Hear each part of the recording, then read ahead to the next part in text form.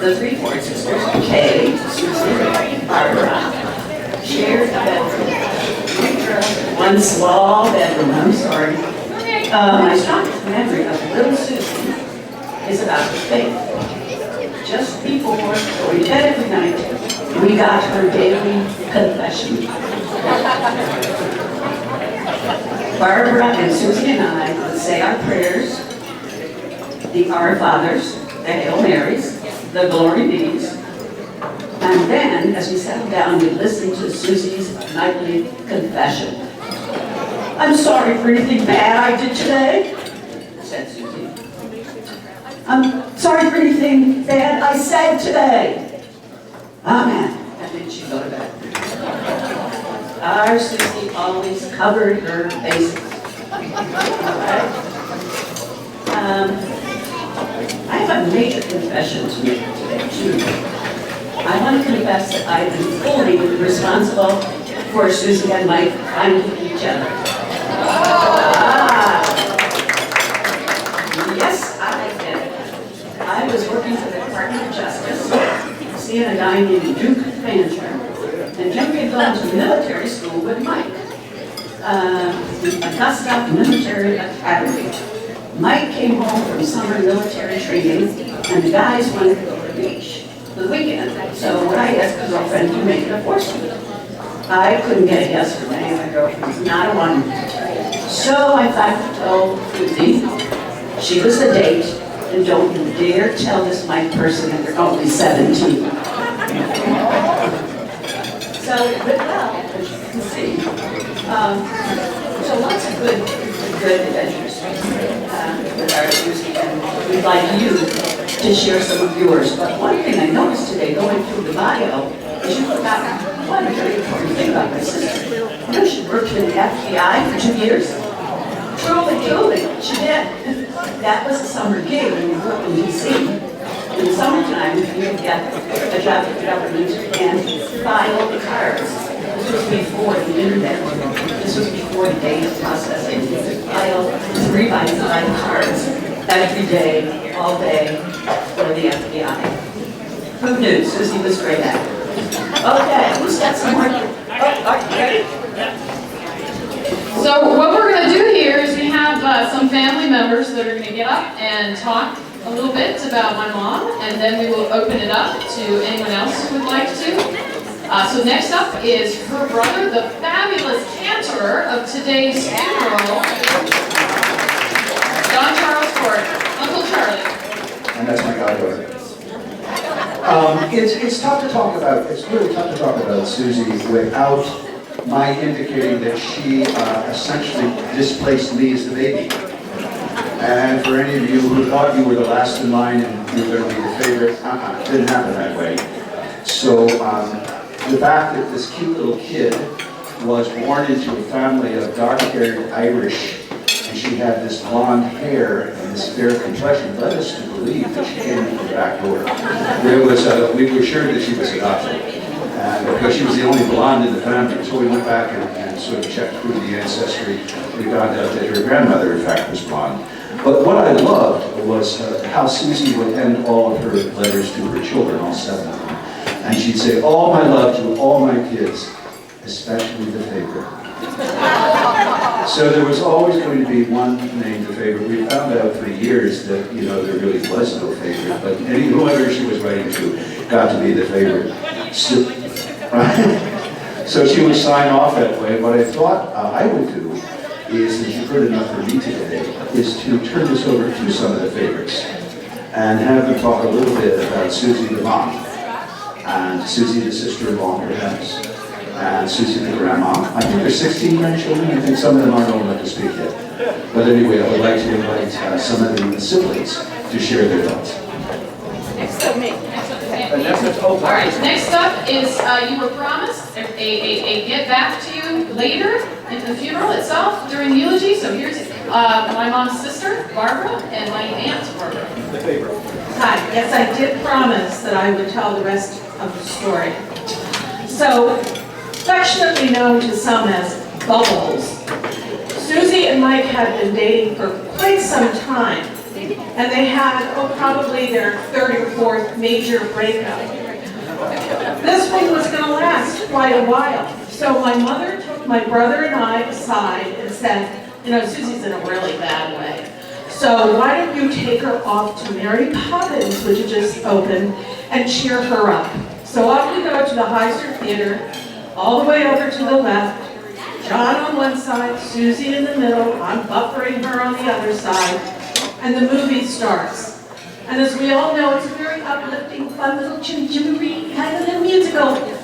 But it did not take long before this lumbering individual goes down and up and down and up the aisles 3 times to make sure that he was noticed. Very hungry for popcorn. 3 trips to the popcorn booth just to make sure that Susie saw my Wiese. And I gotta tell you, here we are in this, you know, they're singing Chim Chimney, and she's there going, Worst movie I ever saw. worst movie. Most miserable movie experience in my life. Absolutely. So no, they did not meet at the popcorn booth, and they did not speak afterward. Somehow they did manage to put it all together and get married shortly thereafter, and apparently he had the ring in his pocket the whole time. So that is the end of my story. Thank you. All right, next up we have the oldest son and the first child, Erik Wiese.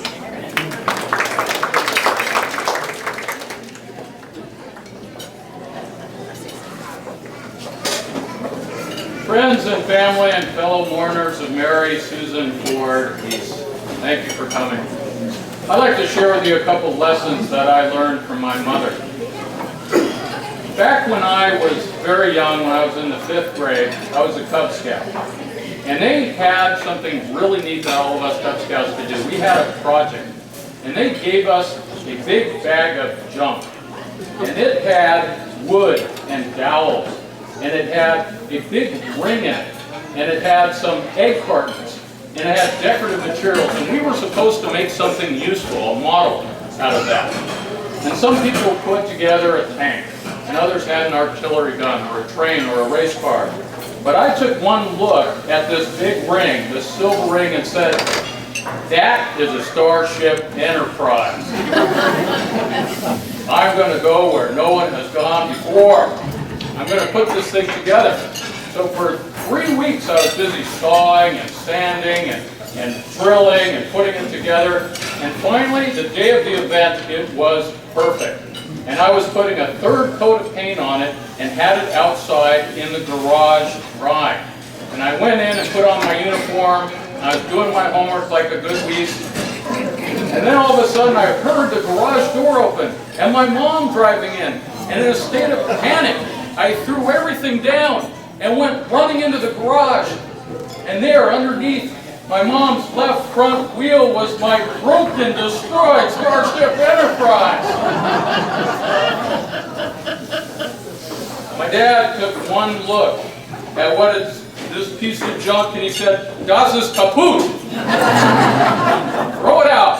It's worthless. It's no good if it's not perfect. It's not worthy of the Wiese name. My mother looked at it and said, "Well, it's not that bad.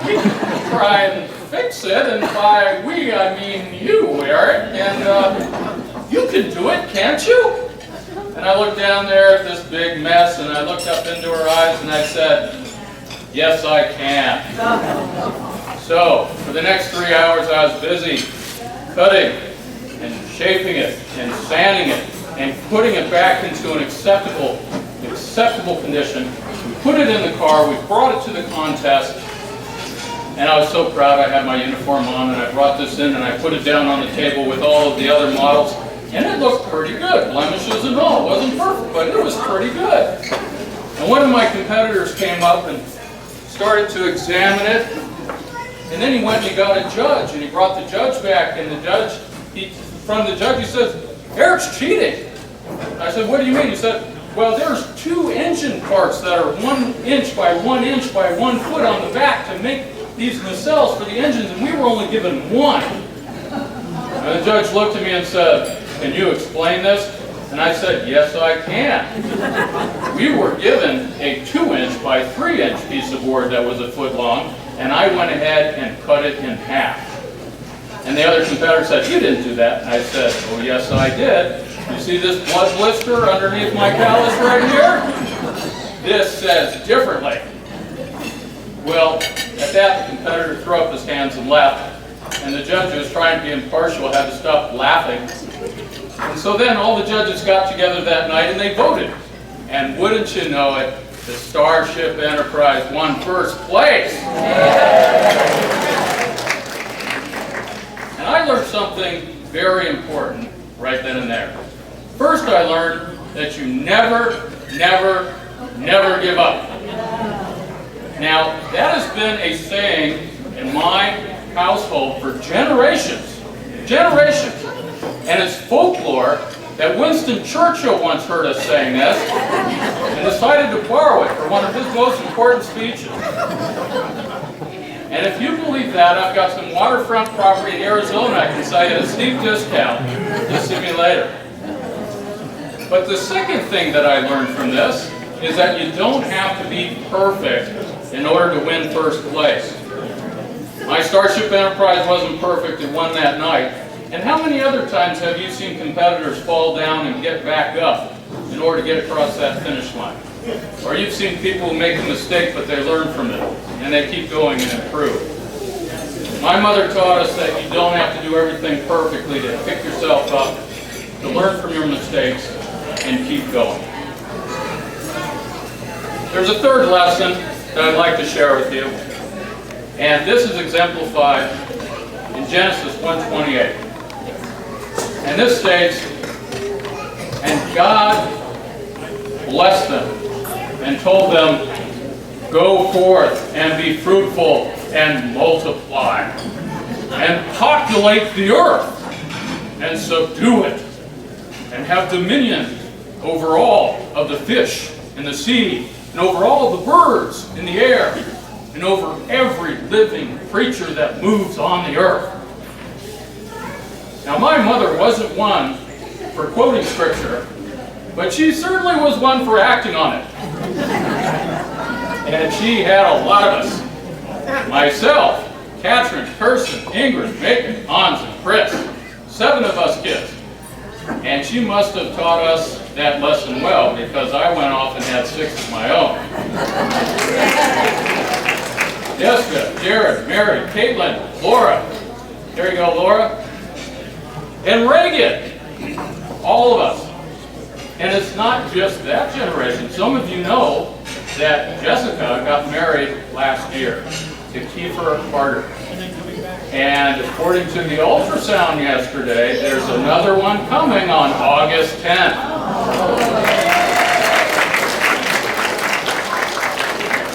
The circle of life continues.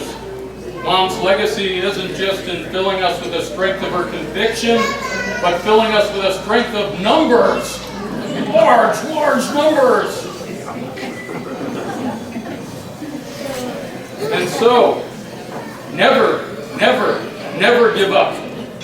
You don't have to be perfect in order to be in first place. And go forth, be fruitful, and multiply, and populate the earth, and subdue it, and take dominion over every fish in the sea, every bird flying out there in the sky, and over every living creature. My mother personified God's biological imperative, and she filled us with His manifest destiny. I'd like to share with you one last thing. When I was the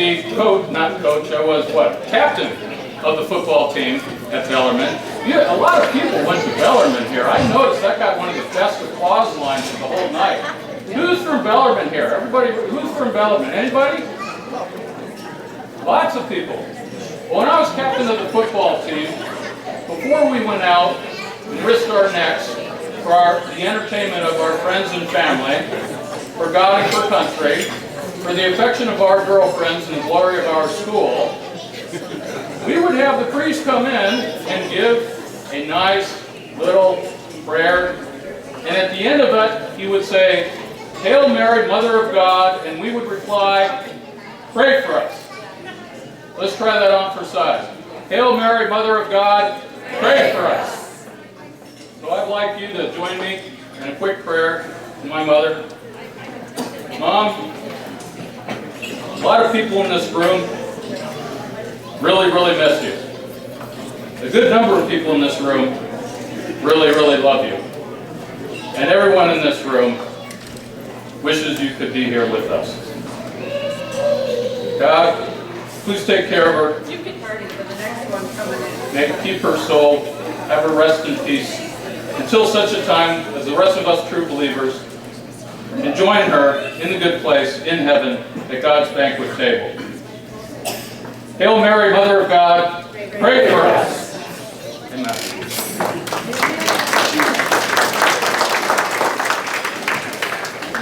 Okay, so for those who don't know me, I'm the oldest daughter, Catherine. I'd like Eric to stay up here with me for a second, because the thing my mother would most like to see in the world is all 7 of her children standing together, arm in arm. So, for my mom, Kirsten, Ingrid, George, Joe, could you all come up, Macon? And let's all stand together for a minute, arm in arm.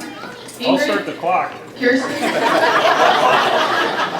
I think someone might have to locate George, because it looks like he disappeared. Can we locate a George? Yeah. Okay.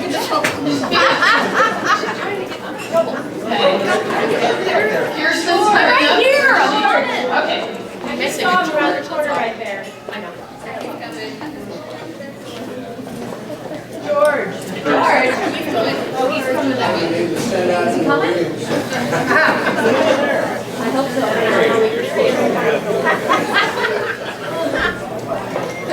There we are.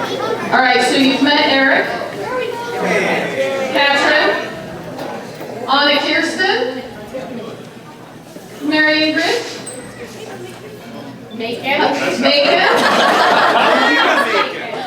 Joseph Hans, and George Christopher on behalf of her mom.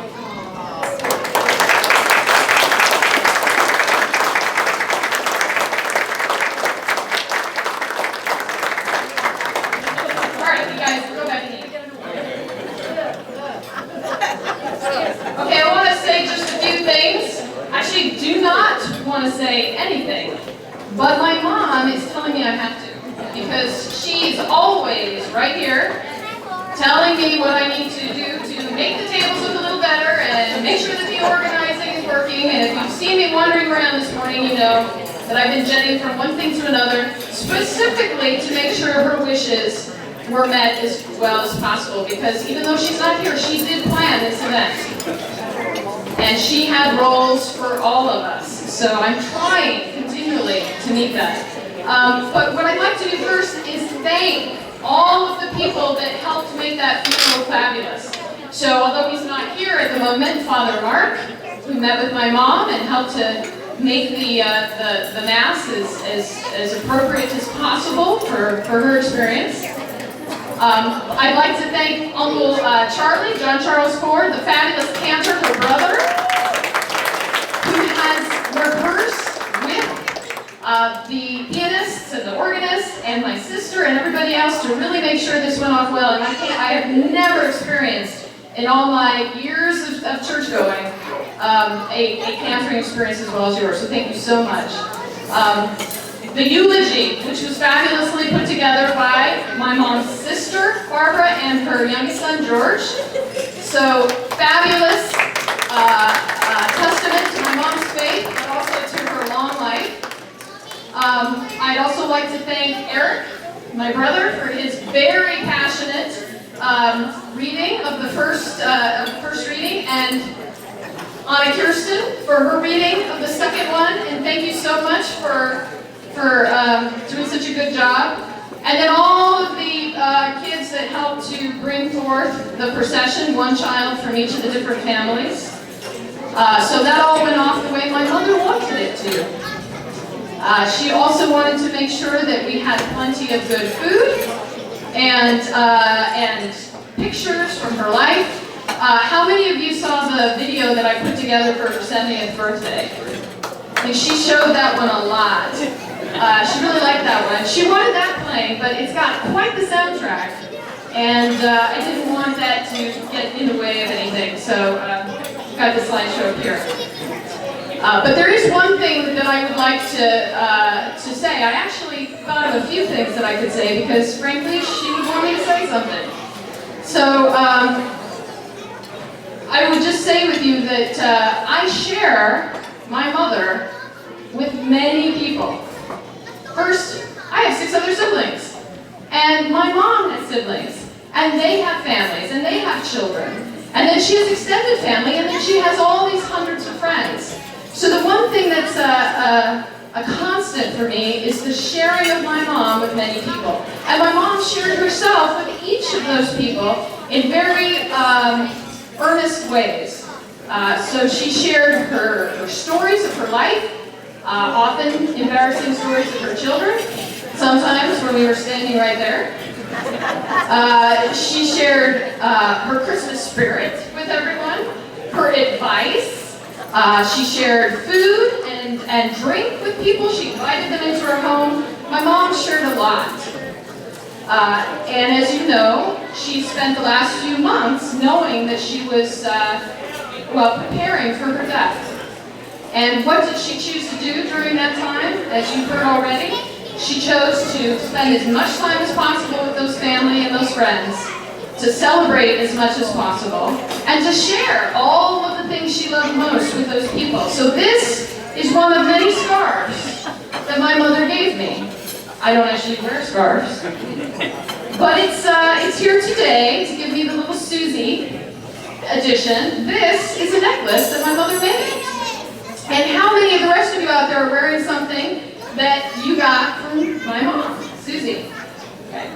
So she shared a lot, and she wanted to spend her remaining days, her remaining months, not being sad, but celebrating.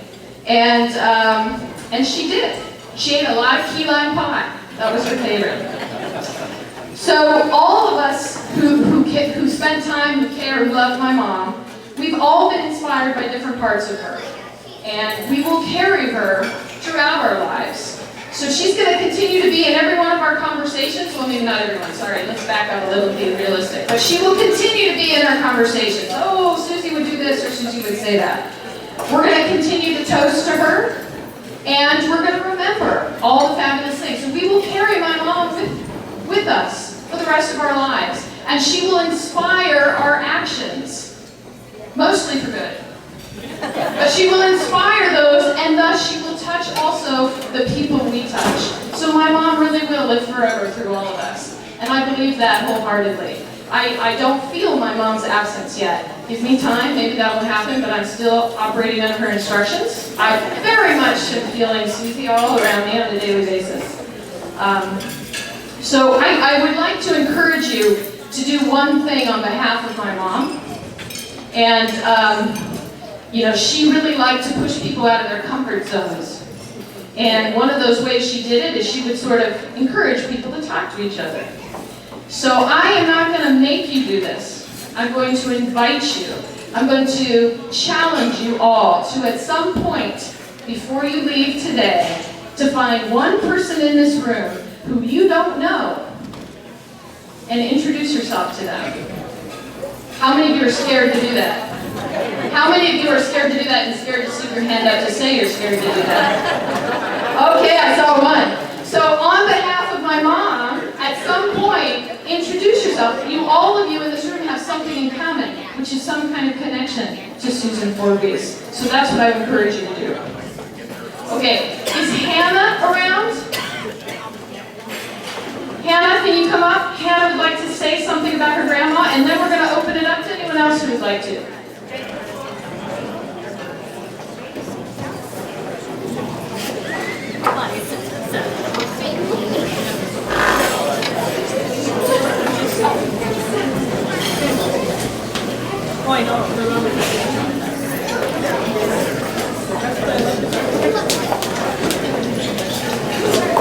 Tell him hold it really close. Hi, my name is Hannah. I called I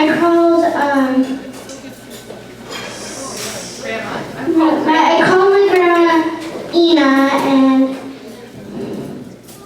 What do you want to say about her? I remember when every Wednesday we would go to the farmer's market. We would spend money, buy balloon animals, buy fruits, relax, and So you had a good time. She helped you have a good time? yeah. I love my Ina very much.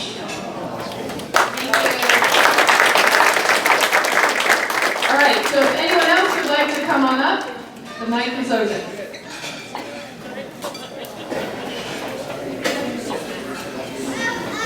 Any tap dancing? Now,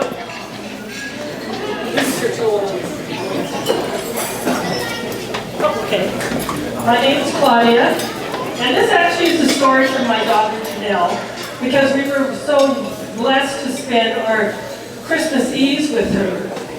And so she, after Susie died, she sat and talked to me and she says, I'll never be, when she went there, she was never able to sing the 12 Days of Christmas to sing, because it always had to be, by golden rings,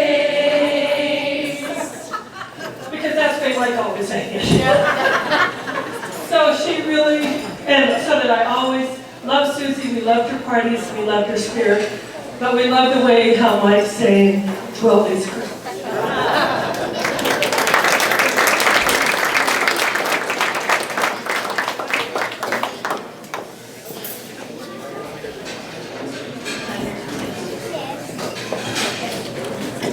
This is Maxwell Monfils and evidence of what can hide in your DNA, because my son would like to say something right now about his Nana.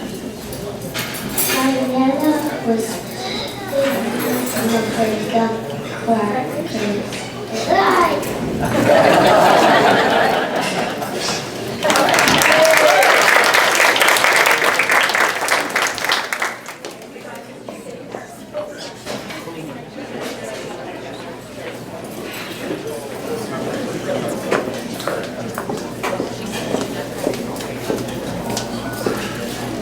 Some of you guys have probably already heard this story, because if you're on Facebook, I'm a prolific Facebook person in my life, Paco, who has been posting madly about my mom and our lives. And one of the stories that I fondly remember, and something that I know that I'm going to keep with me always, is what has already been referenced by some of my other siblings. My mother always pushed us to go beyond our comfort zone. And I remember my freshman year of high school, I'd been singing for several years and trying to be a better singer, and knew that I needed to be in the spring musical as the lead, which no freshman gets cast as the lead in the spring musical. But I went to the audition and completely failed. I completely bombed, to the point where the choir director just looked at me and was like, I hope you have a better day. And so I left and I was miserable in the car, and my mother said to me, what's wrong? And I told her I did terribly, and then she made the suggestion that I bring a recording of a recital that I had sung, which I thought was the most terrifying possible option. No way am I going to go back in there and I'm going to share this video recording. That's crazy. They're going to think I'm so full of myself. They're going to think I'm nuts. And she made me get in the car and drive up to Bellarmine and walk in and hand over, shame-faced, my VHS tape of my singing. And I ended up getting in the spring musical. So it ended up working. And I'll say that as an adult, there have been a number of times where I have auditioned for something, or I have submitted a play for something, and then had to reach back out and ask if they received it, or add something to it. And every time I do that, or every time I submit something after the deadline, I feel like it's my mom encouraging me to do it anyway. Because that's what she did. She pushed me to do it anyway. And I feel so lucky to have had a mom that made me push myself because, and who encouraged me to do the things that I loved, no matter what other people thought or said. And I remember the day I looked at her and she said to me, she was talking about high school and all these other things, and then she just stopped and point blank asked me what the deal was with this taco character in my life. And I told her, Mom, I don't think I've ever met a single person like him in my entire life. And she said, she just smiled and she said, then that makes me happy. And that's when I knew that I wanted to be with Paco for the rest of my life. And I don't think that I could have done that without my mom. Just being there and saying, yeah, go for it. And the last thing I'll part with is no matter what I've ever done in my life, my mom has always told me to do something wild. So this past year when we were in Mexico, we searched feverishly for something wild to do because we're old now and we don't want to do wild things. And we found this amusement park and went on 3 separate roller coasters. And afterwards kissed the ground for happiness that we were still alive. So, thank you so much. I think when I was going on and on about the wonderful funeral, I missed out on the fact that it began with the most beautiful song, which was a duet by my lovely sister Megan and my mom's brother John Charles Ford. So again, that was amazing.